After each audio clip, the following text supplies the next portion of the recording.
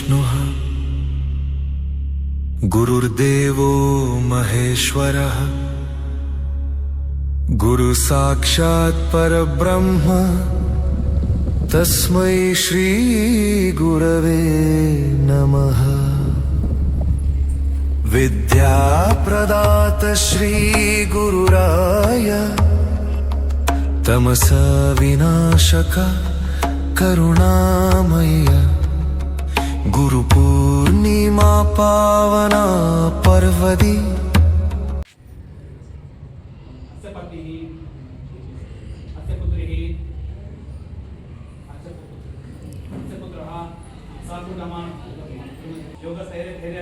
जय विजय नमो नमः नवग्रह देवताभ्यो नमः ओम पृथ्वी नमः ओम आकाश देवताभ्यो नमः ओम वरुण देवताभ्यो नमः ओम अग्नि नमः ओम वायु देवताभ्यो नमः ओम नमो विष्णुवे नमः।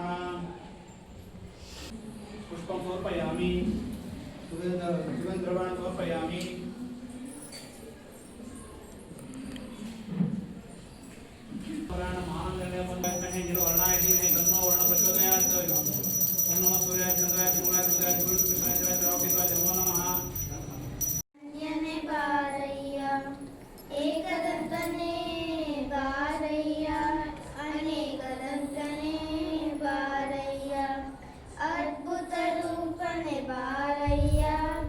अद्भुत महिमने बारैया मरण ज्योतिये बारैया।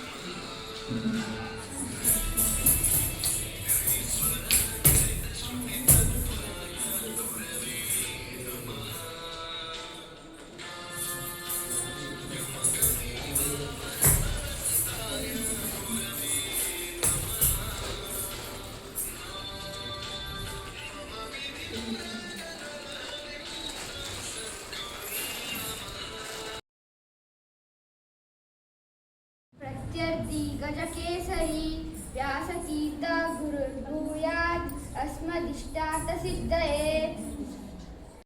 ಜ್ಞಾನದ ವಾದಗಳಲ್ಲಿ ಆನೆಗಳಿಗೆ ಸಿಂಹದಂತಿರುವ ಶ್ರೀ ವ್ಯಾಸರಾಜ ಗುರುಗಳು ನಮ್ಮ ಸ್ವಲ್ಪ ಇಷ್ಟಾರ್ಥಗಳನ್ನು ಅಜ್ಞಾನತಿಮಿರಾಂತಸ್ಯ ಜ್ಞಾನಾಂಜನಶಲಾಕಯ ಚಕ್ಷುರುನ್ಮಿಲಿತಮಿನಾಂತೇನ ನಮಃ. ಅಂಧಕಾರದಲ್ಲಿರುವಾಗ ಜ್ಞಾನವೆಂಬ ಅಂಜನವನ್ನು ಹಚ್ಚಿ ನನ್ನ ವಿವೇಕದ ಕಣ್ಣುಗಳನ್ನು ತೆರೆದ ಗುರುಗಳಿಗೆ ನನ್ನ ಪರಮ ನಮಸ್ಕಾರಗಳು.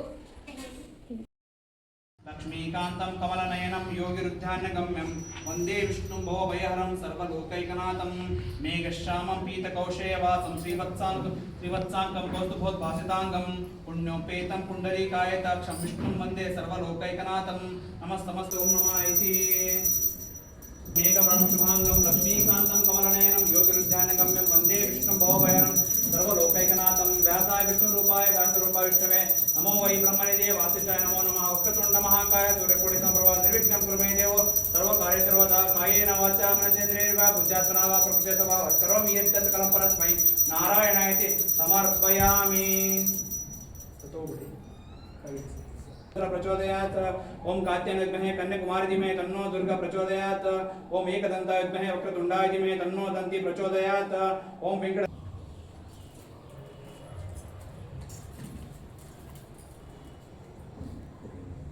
मया दोषान् अशेषान् विहितां हरे क्षमस्वत्वं शेषशैलशिखामणे अज्ञानिना मया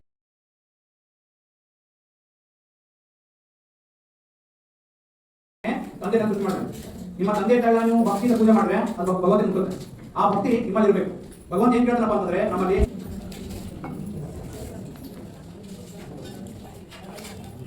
ಪಾದದಲ್ಲಿ ಅಷ್ಟಕುಮಾಚಿ ಕಾಲಿಗೆ ಎರಡು ಕಾಲಿಗೆ ಅಷ್ಟಕುಮಾಚಿ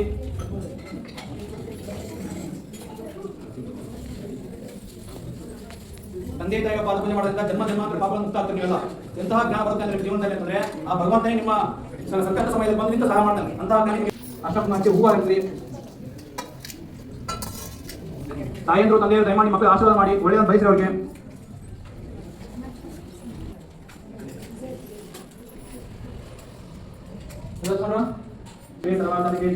ಗೌರಿ ನಾರಾಯಣ ಮತ್ತೆ ಯಾದೇವರ ಭುಜೇಶ ಮಾತು ಅವಧಿಗೆ ಪಕಡಿಕೊಳ್ಳಿ.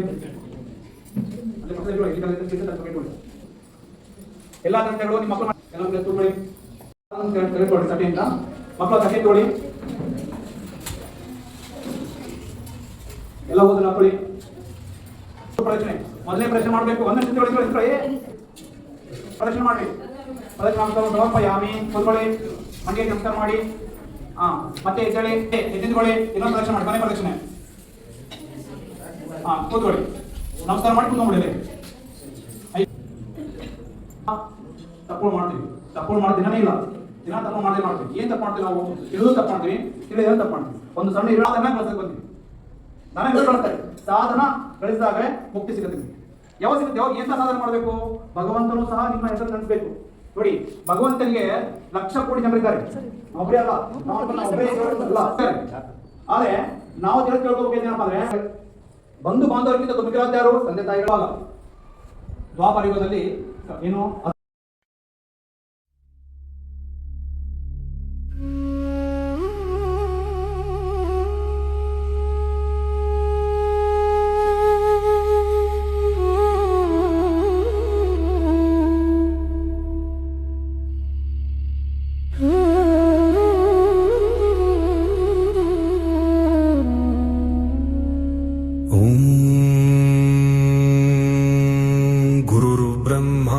गुरुर्विष्णुः गुरुर्देवो महेश्वरः गुरुसाक्षात् परब्रह्म. Thank you for giving this opportunity. This occasion is very important and everyone have to follow. By this, the students will know the importance of the parents and they develop the rapport between the parents and the children. The teachers are telling by this the parents are equivalent to guru, and I am telling why, because they are the margadarshan for your career. Every day just I am requesting every student. ಇವತ್ತು ತುಂಬ ಅರ್ಥಪೂರ್ಣವಾದಂತಹ ಒಂದು ಕಾರ್ಯಕ್ರಮವನ್ನು SRS Oscar public ಶಾಲೆ ಒಂದು ಆಡಳಿತ ಮಂಡಳಿ ಮತ್ತೆಲ್ಲ ಈ ಶಾಲೆಯ ಕೋಆರ್ಡಿನೇಟರ್ ಮತ್ತೆಲ್ಲ ಶಿಕ್ಷಕ ವರ್ಗದವರು ತುಂಬ ಅಚ್ಚುಕಟ್ಟಾಗಿ ಆಯೋಜನೆ ಮಾಡಿದ್ದಾರೆ. ಮೊದಲನೇದಾಗಿ ನಮ್ಮೆಲ್ಲ ಪೋಷಕ ವರ್ಗದವರಿಂದ ಈ ಸಂಸ್ಥೆಯ ಎಲ್ಲ ಆಡಳಿತಾಧಿಕಾರಿಗಳಿಗೂ ಮತ್ತು ಸಿಬ್ಬಂದಿ ವರ್ಗದವರಿಗೆ ತುಂಬ ಹೃದಯದ ಧನ್ಯವಾದಗಳನ್ನು ಅರ್ಪಿಸ್ತೇನೆ. ಇವತ್ತು ಜಗತ್ತು ಆಧುನಿಕತೆ ಹಿಂದೆ ಓಡ್ತಾ ಇದೆ. ಈ ಸೋಷಿಯಲ್ ಮೀಡಿಯಾ ತಂತ್ರಜ್ಞಾನದ ಹಿಂದೆ ಜಗತ್ತು ಓಡ್ತಾ ನಮ್ಮ ಮಕ್ಕಳು ತಂದೆ ತಾಯಿಯ ಮಹತ್ವವನ್ನು ಸಾರುವಂತಹ ಸುದಿನ. ಅದು ನಮ್ಮ ಮಕ್ಕಳಿಗೆ ಈ ಬಾಲ್ಯದಲ್ಲಿಯೇ ಅಂತ ಸಂಸ್ಕಾರವನ್ನ ಕಲಿಸೋದಕ್ಕೆ ತಾವು ತಮ್ಮ ಜೀವನದಲ್ಲಿ ಅಳವಡಿಸ್ಕೊಳ್ಳೋದಕ್ಕೆ ಅತ್ಯುತ್ತಮವಾದಂತಹ ಒಂದು ಕಾರ್ಯಕ್ರಮ. ನನಗಂತೂ ತುಂಬಾ ಸಂತೋಷ. ಯಾಕೆಂದ್ರೆ ಎಷ್ಟು ಜನ ಮಕ್ಕಳು ಪ್ರತಿನಿತ್ಯ ತಮ್ಮ ತಂದೆ ತಾಯಿಗೆ ಪಾದ ಪೂಜೆ ಮಾಡೋದು ಬೇಡ, ಅಟ್ಲೀಸ್ಟ್ ಮನಸ್ಸಿನಲ್ಲಾದ್ರೂ ಎದ್ದ ತಕ್ಷಣ ತನ್ನ ತಂದೆ ತಾಯಿಯರನ್ನ ಸ್ಮರಿಸಿಕೊಂಡು ನನ್ನ ಒಂದೆರಡು ಅನಿಸಿಕೆಗಳನ್ನ ವ್ಯಕ್ತಪಡಿಸೋದಕ್ಕೆ ಅವಕಾಶ ಮಾಡಿಕೊಟ್ಟಿರ್ತಕ್ಕಂಥ ಎಲ್ಲ ಆಡಳಿತ ಮಂಡಳಿಯವರಿಗೆ ಧನ್ಯವಾದಗಳು ನೀಡುತ್ತಾ ನಮಸ್ಕರಿಸ್ತೇನೆ. ಜೈ ಹಿಂದ್, ಜೈ ಕರ್ನಾಟಕ. ಈ ಒಂದು ಪೂಜೆ ಕಾರ್ಯಕ್ರಮದ ವೇದಿಕೆ ಮೇಲಿರ್ತಕ್ಕಂಥ ಜಗತ್ತು ಆಧುನಿಕತೆ ಹಿಂದೆ ಓಡ್ತಾ ಇದೆ. ಈ ಸೋಷಿಯಲ್ ಮೀಡಿಯಾ ತಂತ್ರಜ್ಞಾನದ ಹಿಂದೆ ಜಗತ್ತು ಓಡ್ತಾ ನಮ್ಮ ಮಕ್ಕಳು ತಂದೆ ತಾಯಿಯ ಮಹತ್ವವನ್ನು ಸಾರುವಂತಹ ಸುದಿನ. ಅದು ನಮ್ಮ ಮಕ್ಕಳಿಗೆ ಈ ಬಾಲ್ಯದಲ್ಲಿಯೇ ಅಂತ ಸಂಸ್ಕಾರವನ್ನ ಕಲಿಸೋದಕ್ಕೆ, ತಾವು ತಮ್ಮ ಜೀವನದಲ್ಲಿ ಅಳವಡಿಸ್ಕೊಳ್ಳೋದಕ್ಕೆ ಅತ್ಯುತ್ತಮವಾದಂತಹ ಒಂದು ಕಾರ್ಯಕ್ರಮ. ನನಗಂತೂ ತುಂಬ ಸಂತೋಷ. ಯಾಕೆಂದರೆ ಎಷ್ಟು ಜನ ಮಕ್ಕಳು ಪ್ರತಿನಿತ್ಯ ತಮ್ಮ ತಂದೆ ತಾಯಿಗೆ ಪಾದಪೂಜೆ ಮಾಡೋದು ಬೇಡ, ಅಟ್ಲೀಸ್ಟ್ ಮನಸ್ಸಿನಲ್ಲಾದರೂ ಎದ್ದ ತಕ್ಷಣ ತನ್ನ ತಂದೆ ತಾಯಿಯರನ್ನ ಸ್ಮರಿಸ್ಕೊಂಡ್ರೆ ಅದೇ ನಮ್ಮ ಪುಣ್ಯ ಮತ್ತು ಆ ಮಕ್ಕಳಿಗೆ ಶ್ರೇಯಸ್ಸು. ನಿಜಕ್ಕೂ ಎಲ್ಲ ಮಕ್ಕಳು ನೀವೆಲ್ಲ ಪುಣ್ಯವಂತರು. ನಿಮಗೆ ನಿಮ್ಮ ತಂದೆ ತಾಯಿಯರ ಪಾದ ಪೂಜೆಯನ್ನ ಮಾಡುವಂತಹ ಸದಾವಕಾಶವನ್ನ ಈ ಸಂಸ್ಥೆ ಒದಗಿಸಿಕೊಟ್ಟಿದೆ. ವೈದಿಕರಿಗೆ, ಶಿಕ್ಷಕರಿಗೆ, ಪೋಷಕರಿಗೆ ಮತ್ತು ಎಲ್ಲ ನನ್ನ ನೆಚ್ಚಿನ ವಿದ್ಯಾರ್ಥಿಗಳು, ಇವತ್ತು ನಾವು ಅರಿವು ಮೂಡಿಸೋದನ್ನೇ ಮರ್ತು ಬಿಡ್ತೀವಿ. ಫಸ್ಟ್ ಆಫ್ ಆಲ್ ಮಕ್ಕಳಿಗೆ ಅರಿವು ಮೂಡಿಸೋದು ಯಾರ ಜವಾಬ್ದಾರಿ? ಪೇರೆಂಟ್ಸ್ ಜವಾಬ್ದಾರಿ. ನಾವು ಫಸ್ಟ್ ನಡೆದು ಆಮೇಲೆ ಮಕ್ಕಳಿಗೆ ಹೇಳ್ಬೇಕು. ನಾವೇ ಬಿಟ್ಬಿಡ್ತೀವಿ ಅದನ್ನು. ಇವಾಗ ಬೆಳೆಯುವ ಸಿರಿ ಮೊಳಕೆ ಚೆನ್ನಾಗಿ ಬೆಳಿಬೇಕು ಅಂತಂದ್ರೆ ನೆಲ ಫಲವತ್ತಾಗಿರ್ಬೇಕಂದ್ರೆ ಇಲ್ಲ ಅಂದ್ರೆ ನಾವು ಯಾಕಂತಂದ್ರೆ ಚಿನ್ಮಯ್ ಸರ್, ರವಿ ಸರ್ ಅವರಿಗೆಲ್ಲ ಇಂಥ ಒಂದು ಪೂಜೆ, ಒಂದು ಅವೇರ್ನೆಸ್ ಮೂಡಿಸುವಂತಹ ಈ ಒಂದು SRS ವಿದ್ಯಾಸಂಸ್ಥೆಗೆ ನಾವು ಚಿರಋಣಿಯಾಗಬೇಕು. ಯಾಕಂತ ಹೇಳಿದ್ರೆ ಮುಂದೆ ನಮಗೆ ಬೆಲೆ ಗೌರವ ನಮ್ಮ ಮಕ್ಕಳು ಕೊಡಬೇಕು ಅಂತಂದ್ರೆ ಇಂಥ ಒಂದು ಆಚರಣೆಯನ್ನ ಎಲ್ಲ ನಡೆಸ್ಕೊಂಡು ಹೋಗ್ಬೇಕು. ಇನ್ನೊಂದು ಟೀಚರ್ಸು ಎಲ್ಲ ಬಹಳ ಒಂದು ಜವಾಬ್ದಾರಿಯುತವಾಗಿ ಮಕ್ಕಳಿಗೆ ನಾನು ಸುಮಾರು 2 ವರ್ಷದಿಂದ ಮಗನ್ನ ಸೇರಿಸ್ತಾ ಇದ್ದೀನಿ. ಎಲ್ಲ ಪ್ರತಿಯೊಂದು ವಿಚಾರವಾಗಿ ಅವರನ್ನು ಇದು ಮಾಡ್ತಾರೆ. ಯಾವುದೊಂದು ಫೆಸ್ಟಿವಲ್ ಬರಲಿ, ಅದರದ್ದೊಂದು ಗಾಳಿಪಟದ್ದೇ ಬರಲಿ, ಪೇರೆಂಟ್ಸ್ ಡೇ ಬರಲಿ, ಯಾವುದೇ ಬರಲಿ, ಅದನ್ನು ಅರ್ಥಪೂರ್ಣವಾಗಿ ಮಕ್ಕಳಿಗೆ ಅರ್ಥ ಮಾಡಿಸ್ತಾರೆ. ಯಾಕಂದ್ರೆ ಇವತ್ತು ಎಲ್ಲಿಯೂ ಈ ಒಂದು ಶಿಕ್ಷಣನೇ ಸಿಗ್ತಾ ಇಲ್ಲ. ಶಿಕ್ಷಣ ಅಂತಂದು ಹೇಳಿದ್ರೆ ಪುಸ್ತಕ ಓದ್ಬೇಕು. ಇಂಗ್ಲಿಷ್ ಚೆನ್ನಾಗಿ ಓದಿದ್ರೆ ನಮ್ಮ ಮಗ ವೆರಿ ಗುಡ್. ಮನೆಗೆ ಯಾರಾದ್ರೂ ಬಂದ್ರು ಅಂತಂದ್ರೆ ಏನ್ ಮಾಡ್ತಿದ್ದಾನೆ ನಿನ್ ಮಗ? ಓದ್ಕಂತಾರೆ. ಅತಿಥಿಗಳಾಗಿರೋ ಸ್ನೇಹಿತರಾಗ ಅವ್ರನ್ನ 2 ಮಾತು ಗೌರವ ಕೊಟ್ಟು ಮಾತಾಡ್ತಿದ್ಮೇಲೆ ಅಲ್ಲಿ ಎಷ್ಟು ಬಂದ್ರೆ ಏನ್ ಬಂತು? ನಮ್ಮ ಮಕ್ಕಳು ಗೌರವಯುತವಾಗಿ ಬೆಲೆನ ಪಡಿಬೇಕು ಅಂತಂದ್ರೆ ಅದನ್ನ ಕಲಿಸ್ಬೇಕು. ಯಾರನ್ನು ಗೌರವ ಕೊಡಬೇಕು, ಗುರುಗಳಿಗೆ ಆಗಲಿ, ಸಂಬಂಧಿಕರಿಗೆ, ಯಾರಿಗಾಗಲಿ ಗೌರವ ಕೊಟ್ಟಾಗ ಮಾತ್ರ ಮಕ್ಕಳಿಗೆ ಬೆಲೆ ಬರುತ್ತೆ. ಸುಮ್ಮನೆ ಉನ್ನತ ಮಟ್ಟಕ್ಕೆ ಬೆಳೆದು ಈ ಒಂದು ಪೂಜಾ ಕೈಂಕರ್ಯಕ್ಕೆ ಆಗಮಿಸಿರುವಂತಹ ಎಲ್ಲ ಪೋಷಕ ಬಂಧು ಮಿತ್ರರೇ ಮತ್ತು ಮುದ್ದಿನ ಮಕ್ಕಳೇ, ಈ ಶಾಲೆಯ ಆಡಳಿತಾಧಿಕಾರಿ ಆಗಿರ್ತಕ್ಕಂಥ ಡಾಕ್ಟರ್ ಚಿನ್ಮಯ್ ಸಾಲಿಮಠ್ ಸರ್ ಅವರೇ, ಉಳಿರ್ತಕ್ಕಂಥ ಎಲ್ಲ ಸಹೋದ್ಯೋಗಿ ಶಿಕ್ಷಕ ಮಿತ್ರರೇ, ತಮಗೆಲ್ಲ ಗೊತ್ತಿರೋ ಹಾಗೆ ಈ ಪೋಷಕ ಮಿತ್ರರು ತಮ್ಮ ಅಭಿಪ್ರಾಯಗಳಲ್ಲಿ ಹೇಳಿದರು. ಇದರ ಪ್ರಾಮುಖ್ಯತೆ, ನಮ್ಮ ಪಾತ್ರ ಏನು, ಪೋಷಕರ ಪಾತ್ರ ಏನು, ಅದರ ಜೊತೆಯಲ್ಲಿ ಮಕ್ಕಳ ಜವಾಬ್ದಾರಿಗಳು ಏನು ಅನ್ನೋದ್ರ ಬಗ್ಗೆ ಆಲ್ರೆಡಿ ಎಲ್ಲವನ್ನೂ ಸವಿವರವಾಗಿ ಹೇಳಿದ್ದಾರೆ. ನಾನು ಈ ಗುರುಪೂರ್ಣಿಮೆಯ ಹಿನ್ನೆಲೆಯನ್ನು ಯಾಕೆ ನಾವು ಇದನ್ನ ಆಚರಿಸ್ತೀವಿ ಅನ್ನೋದ್ರ ಬಗ್ಗೆ 1-2 ಮಾತುಗಳನ್ನು ನಾನು ಹೇಳಲಿಕ್ಕೆ ಇಷ್ಟಪಡ್ತೀನಿ. ಇದು ಇತಿಹಾಸದ ಉಲ್ಲೇಖದಿಂದ, ಪುರಾಣಗಳ ಒಂದು ಹಿನ್ನೆಲೆಯಲ್ಲಿ ಅದರ ಒಂದು ದಿನ ಅಂತೇಳಿ ಬೌದ್ಧ ಧರ್ಮದ ಹಿನ್ನೆಲೆಯಲ್ಲಿ ನೋಡ್ಬೋದು. ಇನ್ನು 3ನೇದಾಗಿ ಮಹಾಭಾರತದ ಹಿನ್ನೆಲೆ ಹೇಳೋದಾದರೆ, ಈ ವ್ಯಾಸ ಮಹರ್ಷಿಗಳು ಜನಿಸಿದಂತಹ ದಿನ, ಅದರ ಜೊತೆಯಲ್ಲಿ ವ್ಯಾಸ ಮಹರ್ಷಿಗಳು ಮಹಾಭಾರತವನ್ನು ಬರೀಲಿಕ್ಕೆ ಆರಂಭಿಸಿದ ದಿನ ಅಂತೇಳಿ ಒಂದು ಉಲ್ಲೇಖ ಹೇಳುತ್ತೆ. ಒಟ್ಟಾರೆಯಾಗಿ ಇದರ ಪ್ರಾಮುಖ್ಯತೆ ಏನಂದ್ರಪ್ಪ ಅಂದ್ರೆ ಗುರುವಿನ ಪ್ರಾಮುಖ್ಯತೆ. ಗುರು ಸಮಾಜವನ್ನು ಸದ್ದಾರಿಯಲ್ಲಿ, ಸನ್ನಡತೆಯ ಮಾರ್ಗದಲ್ಲಿ, ಸುಸಂಸ್ಕೃತ ಹಾದಿಯಲ್ಲಿ ಕೊಂಡೊಯ್ಯಲಿಕ್ಕೆ ಮಾರ್ಗವನ್ನು ಹಾಕಿಕೊಟ್ಟಂಥ ದಿನ ಅಂದರೆ ಇದರ ಒಂದು ಪ್ರಾಮುಖ್ಯತೆಯನ್ನು ನಾವು ಉಲ್ಲೇಖಿಸಬಹುದು. ನಾವು ಆ ಮಹಾಭಾರತವನ್ನೇ ನಾವು ಉದಾಹರಣೆಗೆ ಇಟ್ಟುಕೊಂಡು ಹೇಳೋದಾದ್ರೆ, ಇನ್ನು ಕುರುಕ್ಷೇತ್ರ ಯುದ್ಧ ಪ್ರಾರಂಭವಾಗಬೇಕು. ಗುರುವಿನ ಪ್ರಾಮುಖ್ಯತೆ ಹೇಗಿರುತ್ತೆ ಅನ್ನೋದು, ಗುರುವಿಗೆ ಯಾವುದೇ ರೀತಿಯಲ್ಲಿ ಅವನಿಗೆ ಒಂದು ಅಸಮಾನತೆ, ಮೇಲು ಕೀಳು ಭೇದ ಭಾವ ಇಲ್ಲ. ಅದಕ್ಕೆ ಉದಾಹರಣೆಯಾಗಿ ಮಹಾಭಾರತದಲ್ಲಿ ಒಂದು ಉಲ್ಲೇಖ ಬರುತ್ತೆ, ಮಹಾಭಾರತ ಒಂದು ಪ್ರಸಂಗ ಬರುತ್ತೆ. ಮಹಾಭಾರತದಲ್ಲಿ ಇನ್ನೇನು ಪಾಂಡವರು ಮತ್ತು ಕೌರವರ ನಡುವೆ ಯುದ್ಧ ಪ್ರಾರಂಭ ಆಗಬೇಕು. ಪಾಂಡವರ ಪ್ರತಿನಿಧಿಯಾಗಿ ಧರ್ಮರಾಜ, ಕೌರವರ ಪ್ರತಿನಿಧಿಯಾಗಿ ದುರ್ಯೋಧನ, ಇಬ್ಬರೂ ಸಹ ಶ್ರೀಕೃಷ್ಣನ ಹತ್ರ ಹೋಗ್ತಾರ. ನಮ್ಮ ಪಕ್ಷದ ಪರವಾಗಿ, ನಮ್ಮ ಪರವಾಗಿ ಯುದ್ಧ ಮಾಡಬೇಕು, ಬರಬೇಕು ಅಂತ ಹೇಳಿ ಕೇಳಿಕೊಂಡಾಗ ಆರಂಭದಲ್ಲಿ ಯಾರು ಹೋಗ್ತಾರ?